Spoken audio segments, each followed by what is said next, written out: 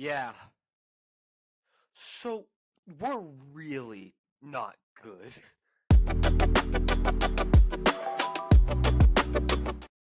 What's good, y'all? Welcome back to the Titans Rundown. Golly, why did I start this podcast this year, not 2021? Anyway, I'm your host, Micah McCamey, and oh gosh, yeah, we're bad. We're really, really bad. Like, I don't think we're the worst team in the NFL. I think that there are other teams contending for that, but we are just not good. I'm kind of upset about it, honestly, because I came into the season. I will say I was completely wrong. I was, and that video of me defending the Titans has 1.2K views. I'm going to be held to my grave for it. So I was completely wrong about the Titans this year. I thought that, like, oh yeah, we got a good receiver now. The weapons are going to be good, and you know, and Ryan Tannehill doesn't have to do much. We're going to be okay. And then the O line came in, and I was just like, yeah, okay, they got time. And then Treylon started looking bad, and I was just like, okay. And then I saw this weekend's game, and I was just like, okay, yeah, no, this is not the team. So let's go over the game. Most of this episode will not be me going over the game. It'll be me talking about other stuff that's going on outside of that's like going on with Titans football, but in general. But anyway, let's move on to my infamous segment. And if you keep up with my Instagram, or I don't think I posted it on Twitter. Sorry, Twitter guys, but if you keep up with my Instagram, you'll know what I'm about to talk about in this section. So, I I went to Neyland Stadium this weekend. I know, crazy. Dude, oh man. This is one of the reasons that I'm going to be loyal to the Titans because they're my hometown team and they're the reason I even fell in love with football in the first place. That's another story for another time. But anyway, gosh, yeah. That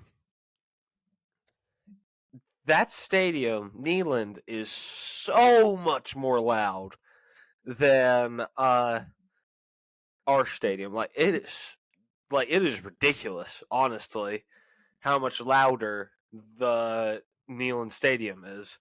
Like, obviously, there are a lot more crazy people,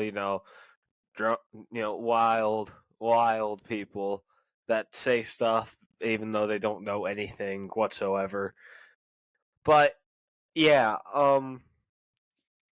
it was a great game though. We won. Defense was great. Still not too sure about Joe Milton though. Man, it's hard because I feel like it'll affect the locker room if we bench Joe. But I also feel like that him knowing being able to process 1/3 of the playbook is a pretty bad thing. But man, it's a weird situation with our quarterback room. Honestly, I don't think we're gonna beat Bama next week. That's just the truth.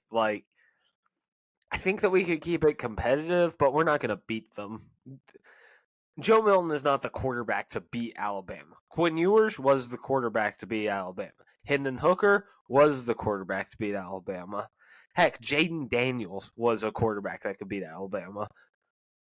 But we just can't do that this year. That's just the truth. We may get blown out. I would not be surprised about that, but our defense really has to show out. Because Joey ain't going to be doing us any favors. And obviously, we're not going to start. And obviously, Nico, if we do want to bench Joe Milton, we're not going to play Nico. That's just the truth. We're not going to play Nico and his first start be Alabama, like Nick Saban, Alabama. But anyway, yeah, so I will say their quarterback was pretty athletic. I'm not going to lie. Dude was dude was like doing some type of dance move stuff. Like he would have his knees almost to the ground, his toes would perfectly balance, his back would be leaned back, and he would throw it away. It wasn't that play that I'm talking about specifically was intentional grounding, but it was still really impressive. Like it was wild, honestly. Yeah, Vols got the win. I'm happy about it. I wore my Hendon Hooker jersey with pride and respect towards that man and his name. Like, dude, it was great. Honestly, best part of my weekend.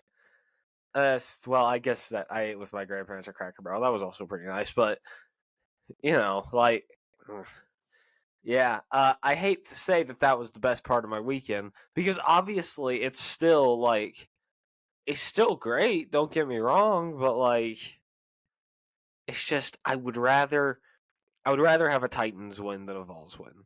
That's just the truth. Only just because of the fact that I run this podcast and that I keep up with the Titans probably a lot more. Like I think I used to keep up with the Vols a lot more, but the Titans, ever since I started this thing, they kind of took over my life. So, Anyway, so yeah, let's. So if you listen through that whole thing, I thank you very much. And I could honestly talk about Neyland all day and how amazing that was. Well, if you watched all the way through, thank you. And if you didn't, we're getting on to the stuff about the Titans. Don't you worry. All right.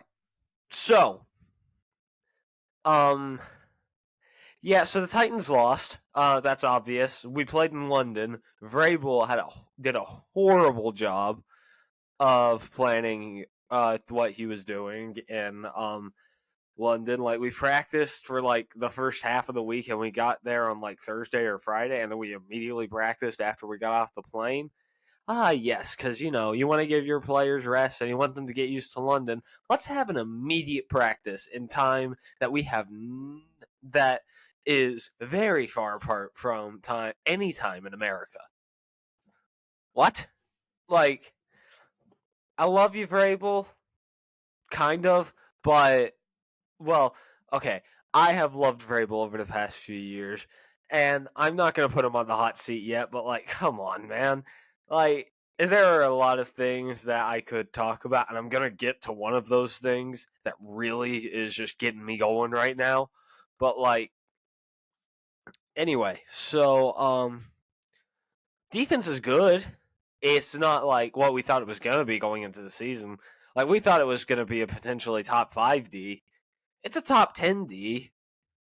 Heck, it may even be a top 8D, but it's not top 5. The secondary really holds it back from being that.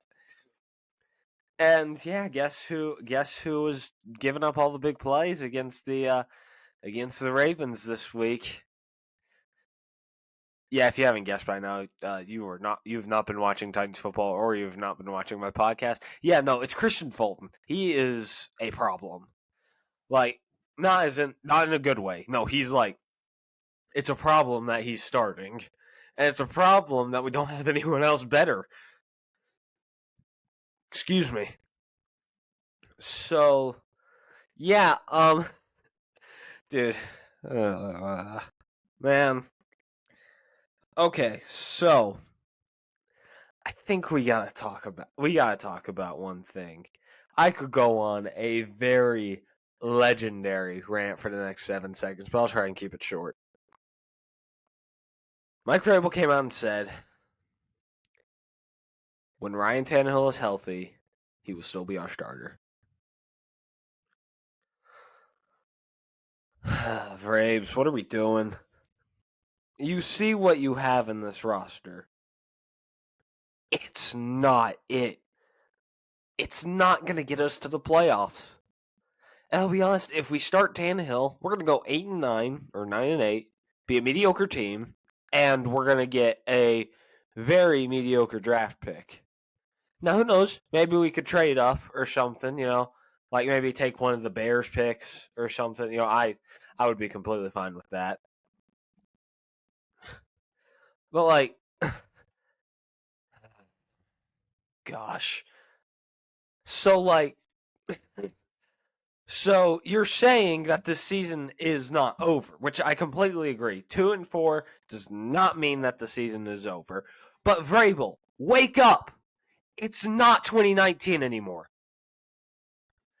It's not 2019. We don't have as good of a roster as we did then. 2019 was a year that was catapulted by Ryan Tannehill, who was actually good at the time. We don't have that quarterback on the bench that can get the guys going. And even if he could get the guys going, the team's not good enough. That's just the truth. Like, what are we trying to do? Are we trying to just be mid for the rest of our existence? I'm tired of having a game manager QB. We've had that with Mariota. We've had that with Ryan Tannehill. Okay, I won't say Steve McNair was a game manager. He was a good quarterback that could potentially win you games. But he still wasn't elite. He had that MVP season, but outside of that, he wasn't truly like elite of the elite. The Oilers had elite quarterback play. They had Warren Moon. Dude was a beast. I'm telling you, a beast. Like, and we also had like the Cincinnati Bengals have been a joke for the past 40 years. They get one great quarterback. All of that goes away and they are good. Like, why can we not have that? Start Will Levis, for goodness sakes. I didn't think that I would be saying that right now. But Malik looked bad against the Baltimore Ravens. Now, yes, some of it was that he just didn't have time, but there were moments where he held onto the ball for too long, or he would make a bad throw. Okay, Levis is our only real hope of the future of this team. If Levis isn't good, then we've got to just go all in, be a bad team for this year, and just get a quarterback in the draft and start from square one. That's what needs to happen. Or if you even want to go for the win now approach, then yes, try and take a rookie quarterback, or heck, even if Will Levis looks like he's the guy, keep him. And then let someone else start. And then let Rand Carthon cook. Let him get some good free agents, because we're going to have a lot of salary cap next year. Let him get good free agents to build around that young quarterback. And most of all, like, get a left tackle. Like, okay, I honestly am completely okay. Like, I know that I said that the Andre Dillard signing was like a B+ or something, and I was very wrong on that. But I'm still gonna give it like a C, because at least we tried. Like, I'm happy about that. Like, it was a lottery ticket, was basically what it was. Like we have our guards. Daniel Brunskill is going to be our guard of the future, and Peter Skronsky is going to be our left guard of the future. We know Skronsky's good. That's honestly, but Chris Hubbard ain't the future. He's only getting older, and Nicholas Petit-Frere is not holding it down over there. Same thing at the left tackle position. Andre Dillard is horrible. I thought he had the potential to be at least okay, but no, he was just terrible. Okay, and for goodness sakes, get a defensive back one. Like, who knows? Christian Fulton may actually be pretty solid as like a 2 or 3 option. But he's not a cornerback one. He's not going to defend Davante Adams or Tyreek Hill. I'm really scared for the Dolphins. Tua's going to throw for 500 yards in that game. I'm telling you right now, man. Like, gosh. I just, I want to be a good team. That's just the truth. But to be a good team, we've got to be a bad team first. That's just what it has to be. Oh gosh, I ranted for 7 minutes. I am so sorry, y'all. I'm going overtime on this because we got a bye week next week. There's nothing going on.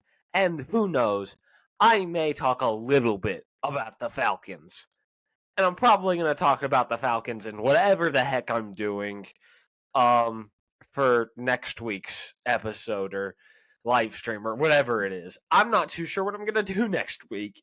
I can't do a Q&A. I'm not big enough for that. Not yet.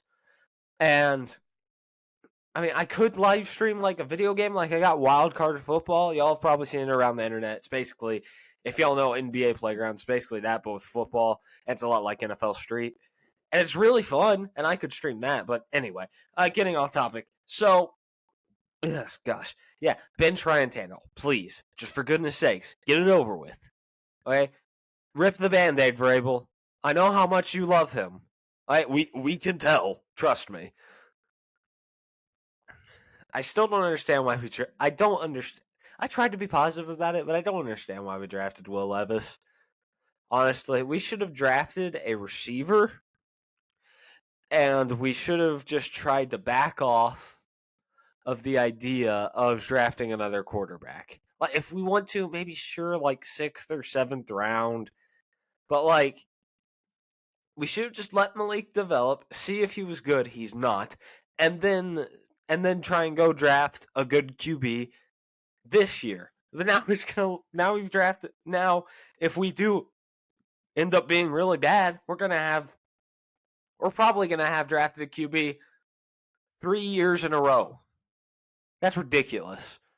Now, yes, part of that is completely John Robinson's fault. He shouldn't have drafted Malik, and it was not a good pick. He just didn't fit. He doesn't fit the Titans. Like, that's just the truth.